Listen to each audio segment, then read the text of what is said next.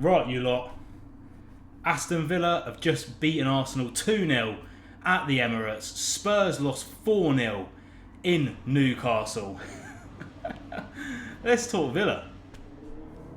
Yes, that is right. First thing we have to say on today's video is if all of you could find some Arsenal Fan TV clips, some Arsenal Fan TV fans, the contributors to that channel, and inject the tears right into Aston Villa. Thank you very much, boys. Your title season has just collapsed in front of your eyes at the hands of Unai Emery, who you said couldn't manage a piss up in a brothel. So cheers for that, lads. Enjoy finishing second or third. But more importantly, Spurs dropped 3 points and lost 4-0. Villa have just beaten a team above us in the table, points that no one would have actually put us to get in the race for top four. Oh, let's break this game down. Let's break down the Premier League. Let's all have a good time.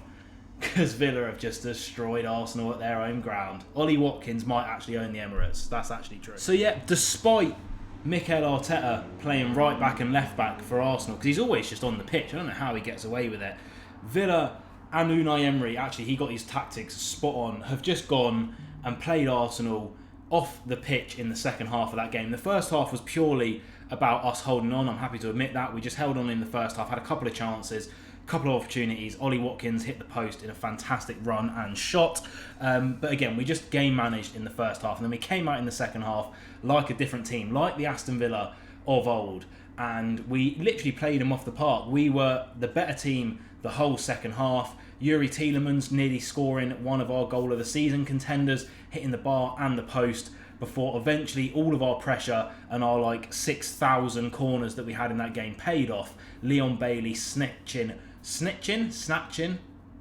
in Harry Potter. He snatched a goal at the back post, and then Ollie Watkins with, again, one of his best goals this season, rounded off an absolutely fantastic performance. Arsenal, apart from the Leandro Trossard shot that Emi Martinez produced, probably the best save of the season for, couldn't really get anything going. Like I say, Emery managed this one fantastically. My man of the match is no different to Sky Sports' man of the match. Diego Carlos played his socks off today. He was everywhere in defence, making crucial tackles.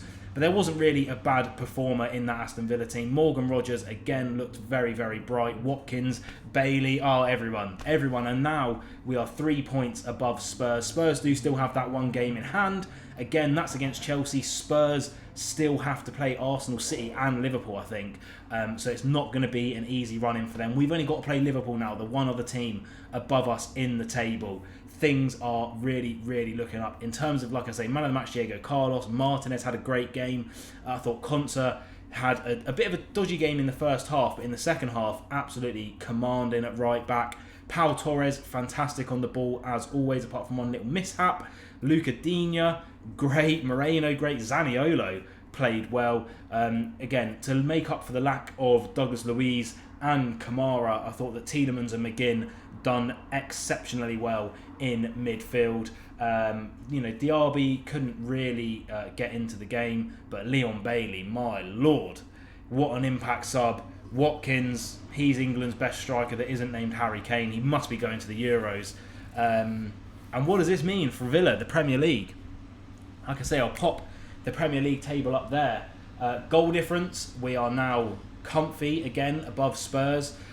3 points above them. They've got their game in hand against Chelsea, but like I say, they've got a really, really difficult run of games, including the likes of Arsenal and Manchester City, I believe. And we have a bit of a better run of games now. Don't get me wrong, we still have a couple of hard games in there, but nowhere near the level that Spurs are going to have to play over the next few weeks. And I believe that fourth spot is now back and advantage Aston Villa.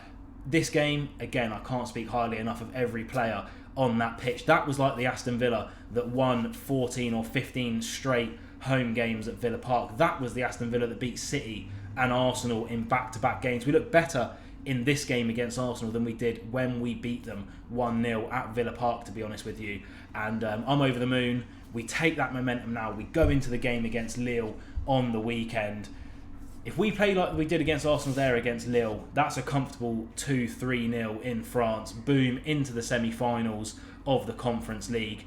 Back in the driving seat in the race for fourth spot in the Premier League. Villa fans, it has been a weekend and a half. Let's hope that we can carry it on again next week. Please leave your thoughts down in the comments below. I'll reply to every single comment. Like the video, subscribe for more Aston Villa content. Up the Villa.